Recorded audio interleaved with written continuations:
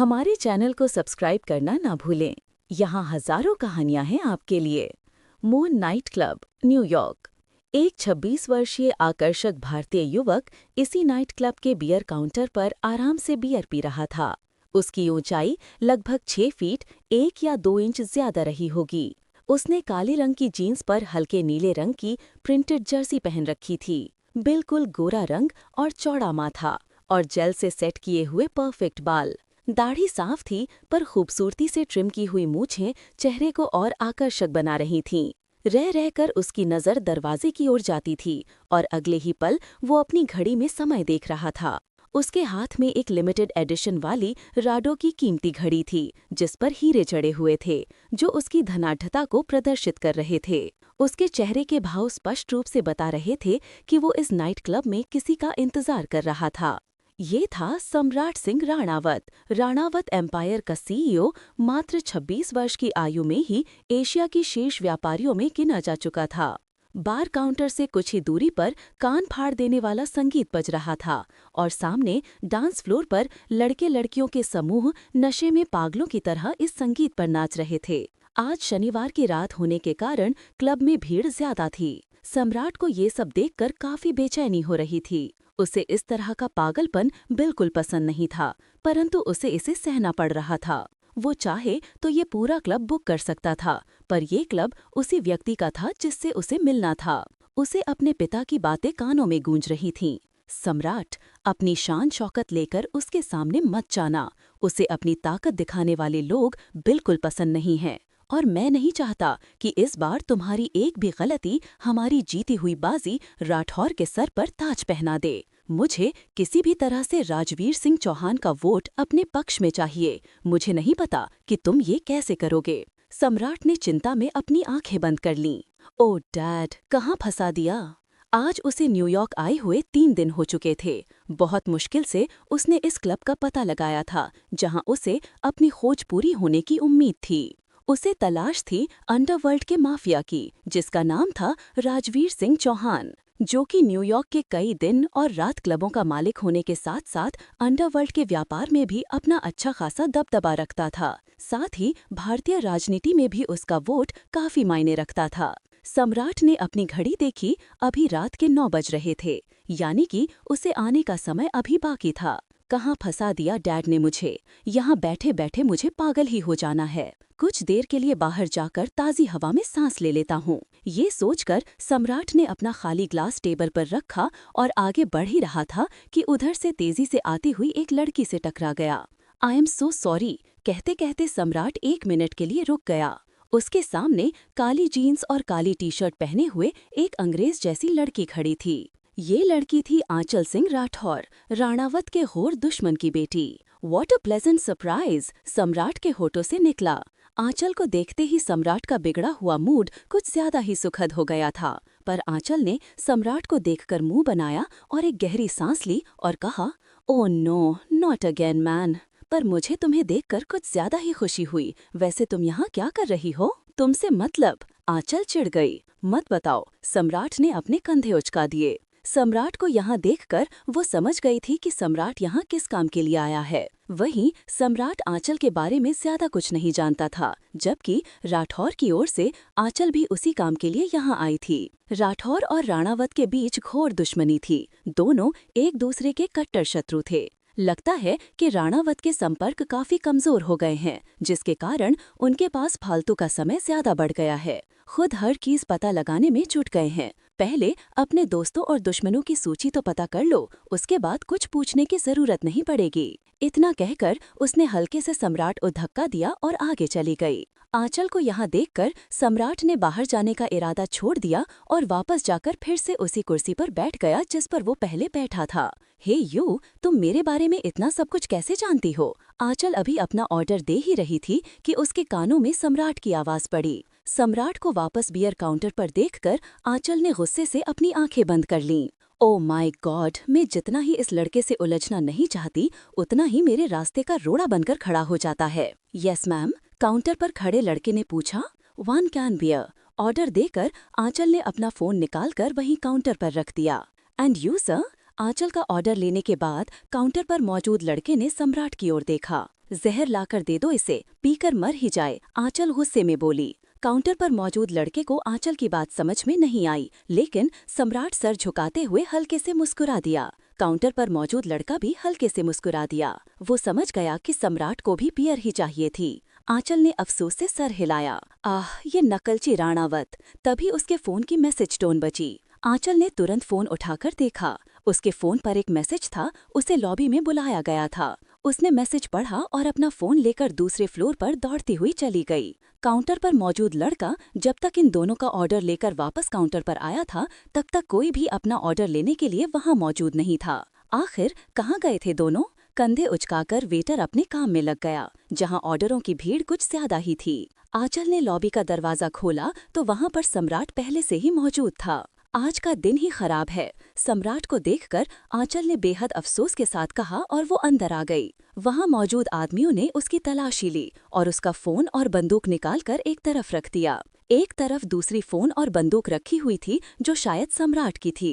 आंचल को एक तरफ बैठने के लिए कहा गया। वो चुपचाप बैठ गई। इस समय सम्राट भी बिल्कुल सभ्य व्यक्ति की तरह बैठा हुआ था। कुछ देर बाद उन लोगों ने लॉबी का दरवाजा खोला और दोनों को अंदर जाने के लिए कहा। दोनों अंदर लॉबी में चल रहे थे। अच्छा, तो तुम राजवीर सिंह चौहान से समर्थन मांगने आई हो? सम्राट ने आंचल की ओर देखते हुए पूछा, लेकिन आंचल ने कोई जवाब नहीं दिया। क्या तुम राठौर की ओर से हो? सम्राट के अगले सवाल पर आंचल ने आग उगलती नजरों से सम्राट की ओर देखा। सम्राट ने एक गहरी सांस छोड़ी, जैसे कि वो काफी कुछ समझ गया था। राजवीर हमारे उम्मीदवार को ही समर्थन करेगा। अभी भी समय है, तुम अपने कदम पीछे हटा सकती हो। मैं वादा करता हूँ, तुम्हें हर समस्या से बचा लूंगा। मैं सम्राट सिंह राणावत, मित्र सदैव। और अभी भी वक्त है, ऐसे सपने देखना छोड़ दो जो कि पूरे नहीं हो सकते। मैं स्वयं आंचल सिंह राठौर, शत्रु सदैव। आंचल ने बिना उसकी ओर देखे हुए कहा। व्हाट? एक पल के लिए आंचल का परिचय सुनकर सम्राट की आंखें चौड़ी हो गईं, लेकिन अगले ही पल उसने खुद को संभाल लिया था। क्या हुआ? नाम सुनते ही उड़ गए तोते? आंचल ने सम्राट का मजाक उड़ाते हुए अपने होंठ गोल किए। ऐसे सपने देखना छोड़ देना चाहिए जो कि पूरे नहीं हो सकते, आंचल ने पूरे आत्मविश्वास के साथ कहा। सपने देखना कभी नहीं छोड़ना चाहिए, क्योंकि कौन सा सपना कब हकीकत बनकर सामने आ जाए कोई नहीं जानता, और कुछ कहा भी नहीं जा सकता। सम्राट ने हल्के से मुस्कुराते हुए कहा। तुम भारतीय हमेशा मुफ्त में ज्ञान क्यों बांटते फिरते हो? आंचल ने कुछ चिढ़ के साथ कहा, फिर सम्राट की ओर देखा। क्योंकि हम भारतीयों के पास जरूरत से ज्यादा ज्ञान होता है, सम्राट ने आराम से जवाब दिया। और मेरे बंदूक में जरूरत से ज्यादा गोली। अपना मुंह बंद करो, वरना तुम्हारा मुंह बंद करने के लिए मुझे बंदूक की भी जरूरत नहीं पड़ेगी, आंचल गुस्से में अपनी आंखें बंद करते हुए कहा। सम्राट हल्के से मुस्कुरा दिया। मैं भी तो यही चाहता हूँ कि तुम्हें मेरा मुंह बंद करने के लिए किसी बंदूक की गोली की जरूरत न पड़े। आंचल ने आंखें छोटी करके सम्राट की ओर देखा। क्या? कैसे? ऐसे? वो कुछ समझ पाती इसके पहले सम्राट ने उसके होठों पर अपने होठ रख दिए। प्रेम सदैव। हमारी चैनल को सब्सक्राइब करना ना भूलें। यहाँ हजारों कहानियां हैं आपके लिए। रात के लगभग 10 बजे थे। ये शहर तो रात भर रंग बिरंगी रोशनियों से जगमगाता रहता था और दिन में देर तक सोया रहता था, किंतु शहर के एक कोने में उस समय अंधेरा छाया हुआ था। आकाश में चांद नहीं था। तारों का विस्तृत साम्राज्य दूर दूर तक फैला हुआ था, जिससे सब कुछ स्पष्ट तो नहीं दिखाई पड़ रहा था, परंतु ऐसा प्रतीत हो रहा था कि ये एक निर्माणाधीन स्थल है। इस निर्माण स्थल पर सन्नाटा पसरा हुआ था। अधूरी इमारतों को देखकर स्पष्ट ज्ञात हो रहा था कि यहाँ काम कई दिनों से रुका पड़ा है, जिस कारण आसपास मजदूरों की अस्थायी झुग्गियां भी नहीं दिखाई पड़ रही थीं। मुख्य शहर से काफी दूर होने के कारण दूर दूर तक आबादी नहीं थी। ऐसे में किसी का यहाँ आना असंभव था। खंभों में लगे बल्बों से प्रकाश की अस्थायी व्यवस्था की गई थी, परंतु लंबे समय से देखभाल न होने के कारण आधे से अधिक फ्यूज खराब हो चुके थे। शायद यहाँ तैनात सुरक्षा गार्ड भी सो रहा था। कभी कभी कुत्तों के भौंकने की आवाज सुनाई देती थी। कुल मिलाकर वातावरण भयावह था। अचानक इस सन्नाटे को चीरते हुए अर्धनिर्मित कॉलोनी की कच्ची पक्की सड़कों पर 3 हथियारबंद गाड़ियां लहराती हुई आईं और एक अधूरी इमारत के सामने रुक गईं। इन गाड़ियों के रुकते ही अर्धनिर्मित इमारत में हलचल होने लगी। पता नहीं कहां से लगभग 20 हथियारबंद पहरेदार बाहर निकले और इमारत में पर्याप्त रोशनी फैल गई।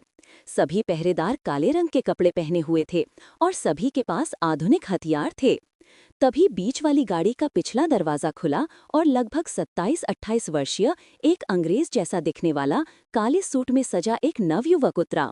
उसने दूसरी ओर से गाड़ी का दूसरा पिछला दरवाजा भी खोला।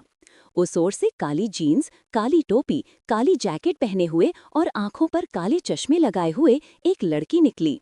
उसका आधा चेहरा काले मास्क से ढका हुआ था। लड़की ने अपने बालों को ऊंचा पोनी बनाकर एक रबर बैंड से बांधा हुआ था। इस कारण पता चल रहा था कि वह एक लड़की है, अन्यथा उसके वस्त्र और कदकाठी को देखकर दूर से लड़के का ही शक होता। लड़की के निकलते ही आगे पीछे की गाड़ियों से भी पहरेदार निकल आए और अपनी अपनी जगह पर मूर्ति की तरह खड़े हो गए। बॉस, जिस लड़के ने दरवाजा खोला था उसने लड़की से कहा। लड़की ने सिर हिलाकर हाँ में उत्तर दिया। तुम सब यहीं रुकें। अपने साथ आए पहरेदारों को रुकने के लिए कहकर उस लड़की ने इमारत में मौजूद पहरेदार से कहा, तुम साथ चलो। इसके बाद वह लड़की तेज कदमों से इमारत के अंदर जाने लगी और उस लड़के ने उसका पीछा किया। स्पष्ट था कि वह लड़का लड़की के आदेशों का पालन कर रहा था। इमारत के सबसे ऊपरी तल पर लगभग 45 वर्षीय एक आदमी को बंधा हुआ पाया गया। उस आदमी के चेहरे को देखकर स्पष्ट था कि उसे बहुत पीटा गया है। यही वो आदमी है जिसने हमारे साथ धोखा करने की कोशिश की है, लड़के ने लड़की को बताया। लड़की ने गौर से उस आदमी को देखा।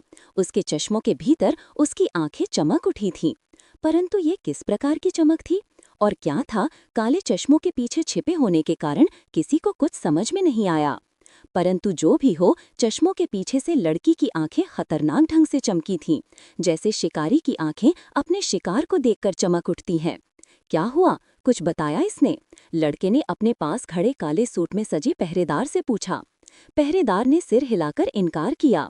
इसका कहना है कि ये इन लोगों को बिल्कुल नहीं जानता।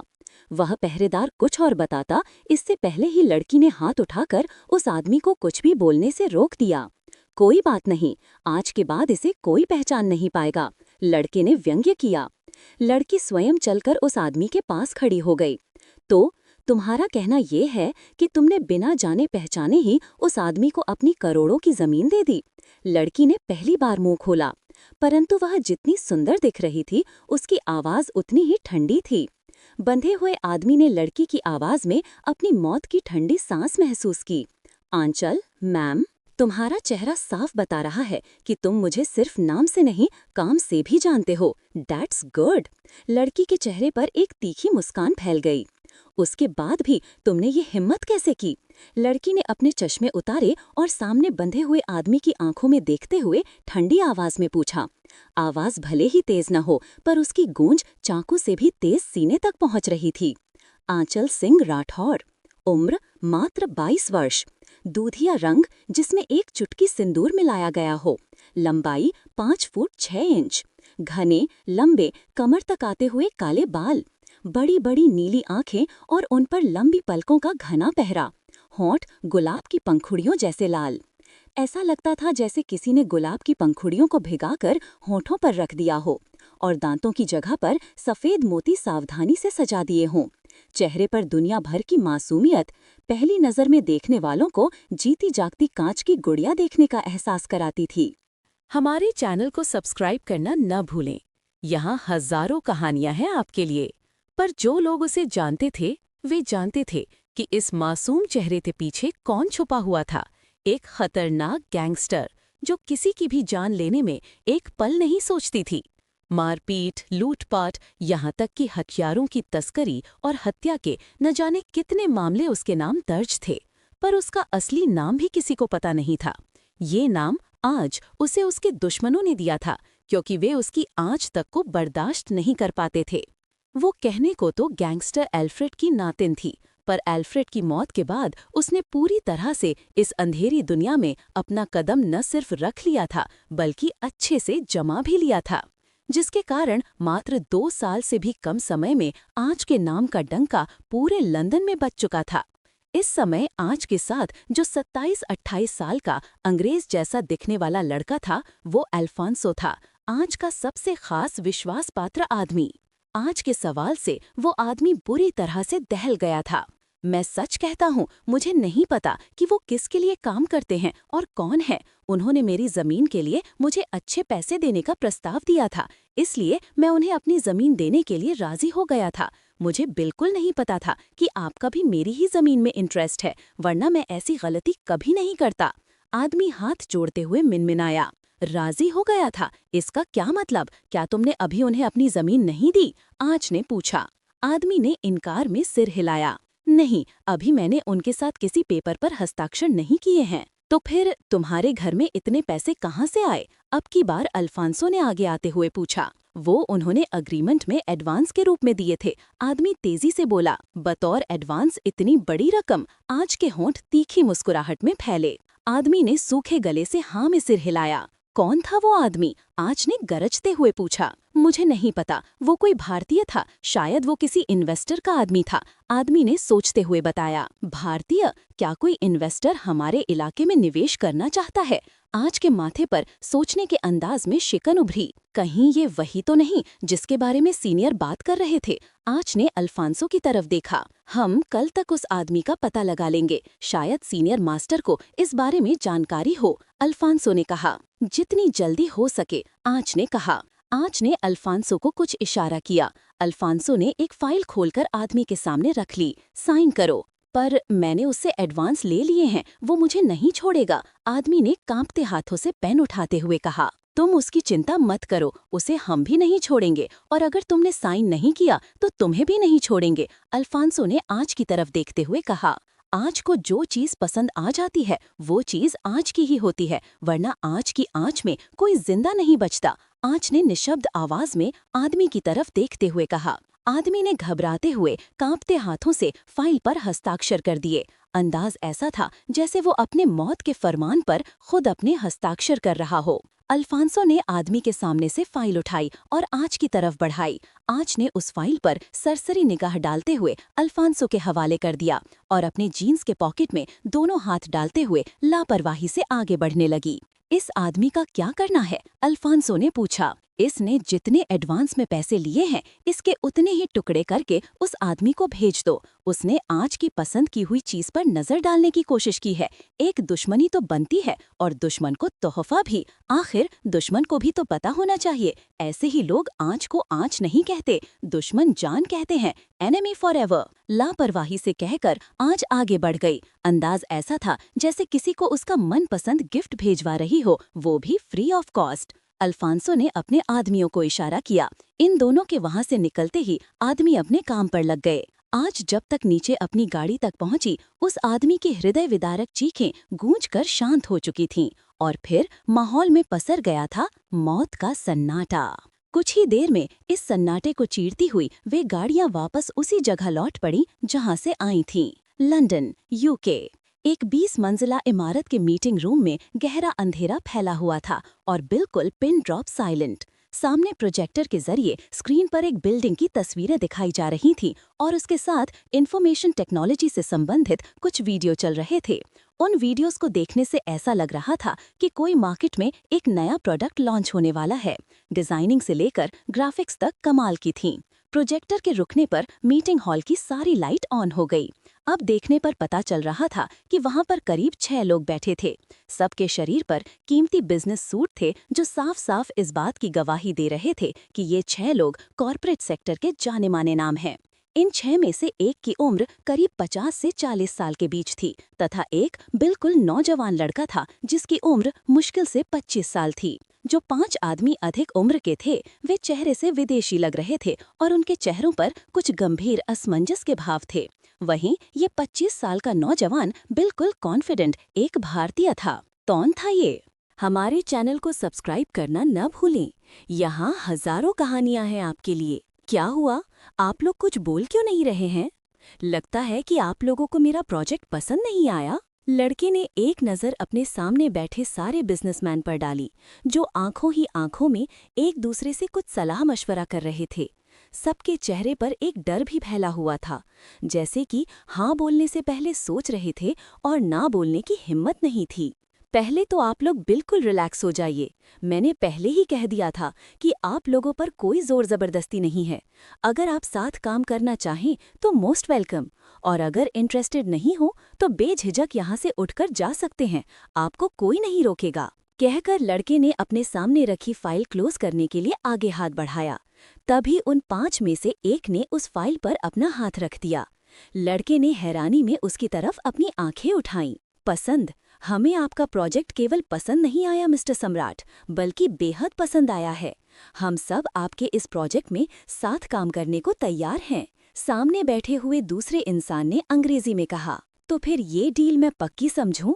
इंडियन लड़के ने, जिसका नाम सम्राट था, मुस्कुराते हुए पूछा। जी, हमारी तरफ से डील पूरी पक्की है।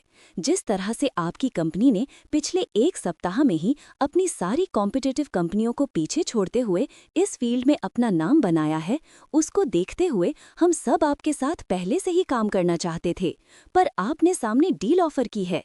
ऐसा मौका हम भला कैसे छोड़ सकते हैं? तीसरे अंग्रेज ने मुस्कुराते हुए कहा। उगते हुए सूरज को सभी प्रणाम कहते हैं, उसी तरह सम्राट के ऑफर को कभी भी ना नहीं कहते हैं। उसकी बात सुनकर सम्राट मुस्कुरा उठा, जैसे उसे इस चीज की पहले से जानकारी थी। इसमें कोई शक नहीं कि आपका ये प्रोजेक्ट जब मार्केट में आएगा आग लग जाएगी। बिना कुछ ज्यादा किए हुए ही आप पहले से ही इस सेक्टर में चल रही कई सारी कंपनियों को पीछे छोड़ जाएंगे। पर एक बात हमें समझ में नहीं आ रही है, चौथे ने कुछ सोचते हुए कहा। जब तक डाउट्स क्लियर नहीं हो, साथ काम करने की सहमति नहीं देनी चाहिए। आप अपने डाउट्स बेझिझक होकर पूछ सकते हैं मिस्टर विल्सन। जिस जमीन पर आपने अपना हेड ऑफिस बनाने का प्रोजेक्ट रखा है, क्या वो जमीन आप ले चुके हैं? मिस्टर विल्सन ने पूछा। आप उसकी चिंता मत कीजिए मिस्टर विल्सन, मैं एक हिंदुस्तानी राजपूत हूँ। ऐसे ही नहीं, हम सरनेम सिंह यूज करते हैं और मेरा तो नाम ही सम्राट सिंह राणावत है। सम्राट का मतलब पूरे देश का राजा होता है और सिंह का मतलब होता है शेर, जो कि जंगल का राजा होता है। शेर जिस जंगल में पैर रख देता है वो जंगल उसी का हो जाता है।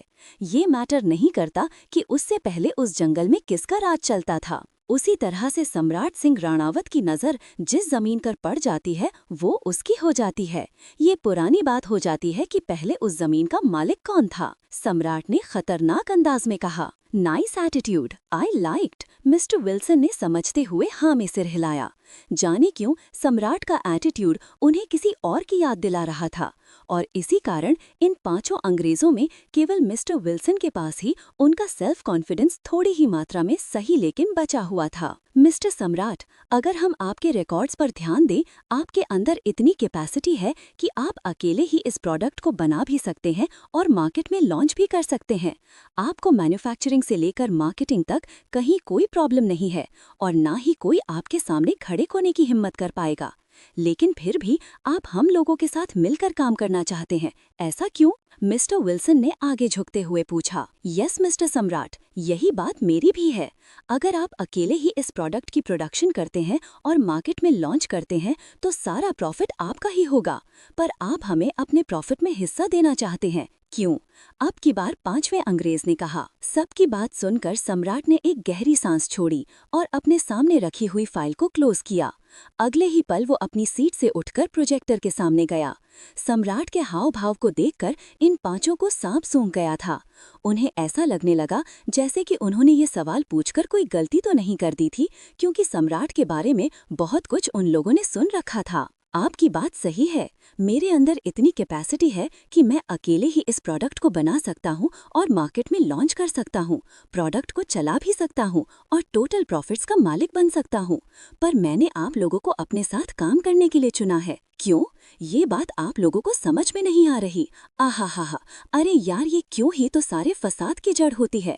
ये बात आप लोगों को क्यों समझ में नहीं आती? सम्राट ने क्यों शब्द पर जोर देते हुए अपने दोनों हाथों की उंगलियों को अपने बालों में फंसाते हुए कान के पीछे किया। उसके चेहरे से साफ पता चल रहा था कि उसे ऐसे सवाल इरिटेट कर रहे हैं। सम्राट के ऐसे रिएक्शन से सब डर गए। ऐसा लग रहा था जैसे कि सम्राट को गुस्सा आ रहा है, पर वे अपनी सीट छोड़कर भी नहीं जा सकते थे। आप नहीं बताना चाहते तो कोई बात नहीं, हम काम करेंगे। सम्राट को इस तरह से करते हुए देखकर एक ने घबराते हुए तेजी से उठकर कहा। सम्राट का गुस्सा बहुत खतरनाक है, ये बात कुछ ही दिनों में सब जान चुके थे, लेकिन सम्राट ने अपने हाथ हिलाते हुए उसे बैठने का इशारा किया। अब तक वो खुद को संभाल चुका था।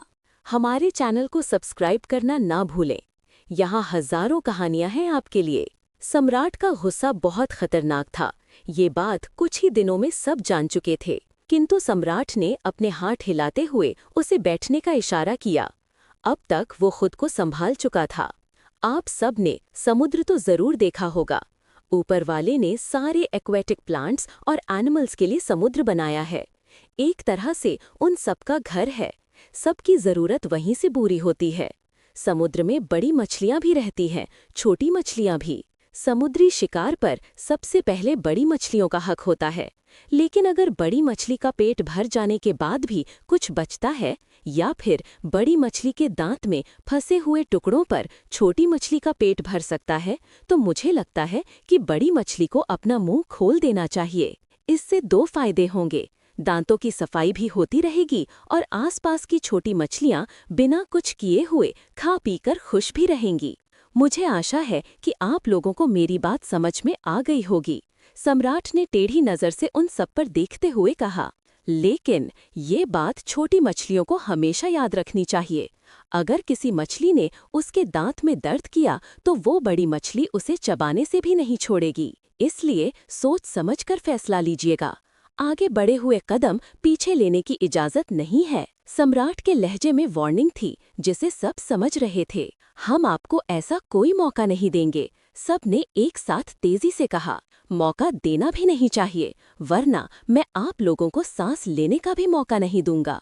सम्राट सिंह राणावत अगर दुश्मनों के लिए बहुत खतरनाक है, तो अपने दोस्तों के लिए बेमिसाल दोस्त भी है। Friends forever. ये तो चुनने वाले पर निर्भर करता है, वो मुझे किस रूप में चुनता है। सम्राट ने अपने असिस्टेंट को बुलाने के लिए घंटी बजाई।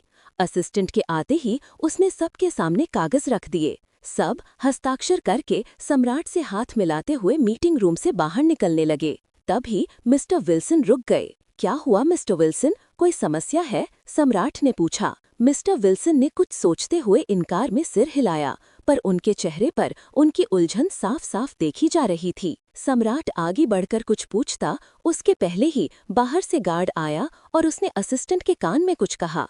सम्राट का ध्यान उस पर गया। सर, बाहर किसी ने आपके लिए कोई स्पेशल पार्सल गिफ्ट भिजवाया है। Special parcel gift? वो भी मेरे लिए? सम्राट को हैरानी हुई। हाँ सर। गार्ड अभी आगे कुछ बोलता, उसके पहले ही ऑफिस की बिल्डिंग में किसी के चीखने की आवाज आई। ये क्या हो रहा है? सम्राट ने असिस्टेंट से पूछा। असिस्टेंट ने गार्ड की तरफ देखा और गार्ड कुछ न कहते हुए अपना सिर झुका लिया। सम्राट तेजी से मीटिंग रूम का दरवाजा खोलकर बाहर निकला और उसके पीछे पीछे मिस्टर विल्सन और असिस्टेंट भी निकले। बाहर भगदड़ सी मची हुई थी। क्या हो रहा है उधर? सम्राट ने एक कर्मचारी को रोकते हुए पूछा। मुझे नहीं पता सर, पर मिस जैस्मिन जोर से चिल्लाई हैं। लगता है जैसे कि उनके साथ कुछ हुआ है, कर्मचारी ने कहा। सम्राट ने कुछ न समझते हुए मुंह बनाया और उधर चल दिया जहां से जैस्मिन के चिल्लाने की आवाज आई थी। रिसेप्शन के पास अच्छी खासी भीड़ जमा थी। क्या हो रहा है यहाँ? सम्राट ने जोरदार आवाज में पूछा। सम्राट की आवाज सुनते ही सारी भीड़ तितर बितर हो गई।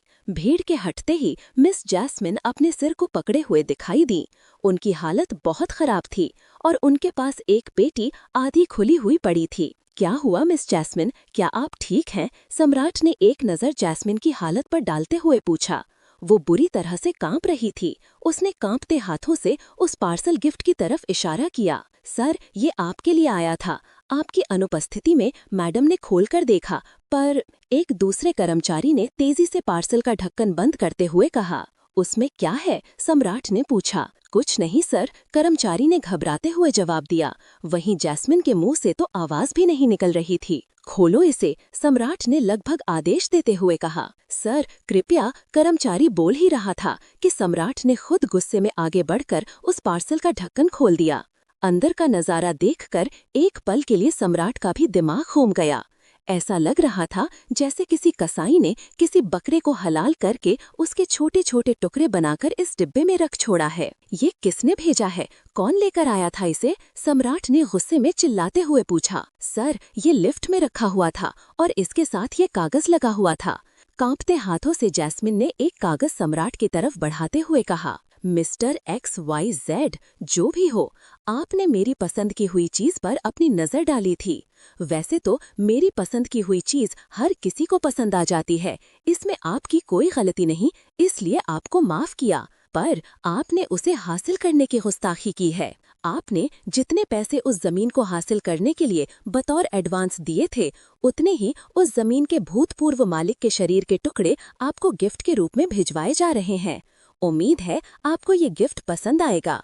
आइंदा से हमारे रास्ते में आने की गुस्ताखी मत करना, वरना पेटी में अगला शरीर आपका भी हो सकता है। सभी चेतावनियों सहित दुश्मन हमेशा के लिए। सम्राट ने कुछ ऊंची आवाज में पत्र पढ़ा, लेकिन अगले ही पल में चिल्ला उठा, क्या हो रहा है? किसने मारा है इस आदमी को? ये दुश्मन हमेशा के लिए कौन है? दुश्मन हमेशा के लिए।